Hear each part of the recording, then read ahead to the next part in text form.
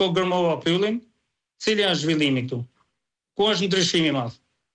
Këtu megjithëse njerëzit tani po e kuptojnë, sepse po ndërgjegjësohen se prona është e shenjtë dhe pronën po marrin, ato kanë filluar duke shkuar duke mbrojtur pronat e tyre me çdo kusht.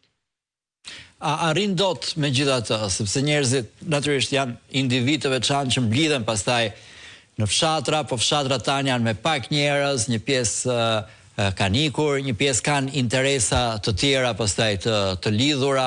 Arrin dot këto komunitete që ta mbrojnë si duhet atë pronën e tyre, interesin e tyre? Këto komunitete arrin të mbrojnë, por këto duhet të kenë mbështetje. Nëse nuk e mbështesin pushteti lokal, duhet paktën që mediat e ndërgjegjshme dhe media që e shikojnë pasurinë kombëtare si një burim zhvillimi duhet të mbështesin dhe të mos heshtin.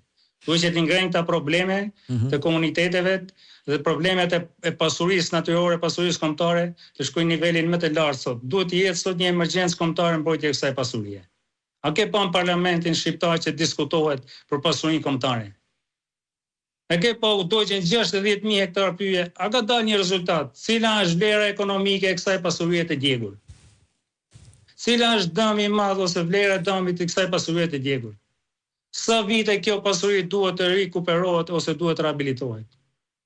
Pse shteti nuk jep lejen, jo, do të pullzojmë, do të rehabilitojmë sipërfaqe të tëra me pyje, por thotë të marrim ujin, të shkatrojmë, të presim. Cila politika është kjo? Ku i shërben kjo politikë? Këta nuk janë politika kombëtare, këta janë politika antikombëtare. Këta nuk janë politika për komunitetin. Komunitetet lokale vërtet në ata zona që janë të varfra, por ato e dinë se ç'është pasuria. Ato duhen mbështetur për mendimin tim me të gjitha format dhe të gjitha mënyrat. Unë në disa raste i shikoj ca pushtetet lokale që e kuptojnë që pasuria është e shenjtë dhe i mbështesin banorët, por ka pushtet lokal që nuk i mbështet fare, biles një antar këshillit siç ishte rasti Pogradec po e ditë fare se ç'është prona, ngre dorën atje t'ja marrin pronën. Po si mund ta marrish pronën e një komuniteti atje, që mund të kullos aty mbi 200-300 kokë bakti, për çfarë ta japësh? Për rasa diellore. Që është, nuk jam kundër paqeve eolike. Nëse do t'i vendosish panele diellore, vendosi vertikalisht. Vendosin në vende që ja vlen të vendosen. Po mbase është më lirë ta bësh një vend të shesht që është kullotë. Po sepse e marrin pronën pa shpërblim, nuk paguajnë as lloj takse, as lloj detyrimi. Pse nuk e paguajnë vlerën e munguar të kullotës? Pse nuk paguhet vlera e munguar e pyllit? Ti paguhet komunitetit. Ai që të më bë biznes, paguaj vlerën e munguar të pyllit, që dëmton. Paguaj vlerën e munguar të kullotës që dëmton. Kështu ndodh ka vende që e kanë kështu? Bizneset e marrin fal tokën. Te ne, po. Nuk paguajnë as një lek për sa i përket sipërfaqes, për dëmin që shkaktojnë. As për vlerën e munguar të pyllit, as për vlerën e munguar të kullotës.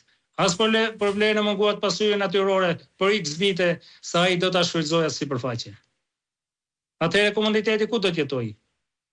Me çfarë do jetojë? Sepse pasuritë natyrore janë të ripërtritshme, pyet të kullotat janë pasuri të ripërtritshme. Menaxhimi qëndrueshëm i tyre i bën ato që atje zhvillohet jeta.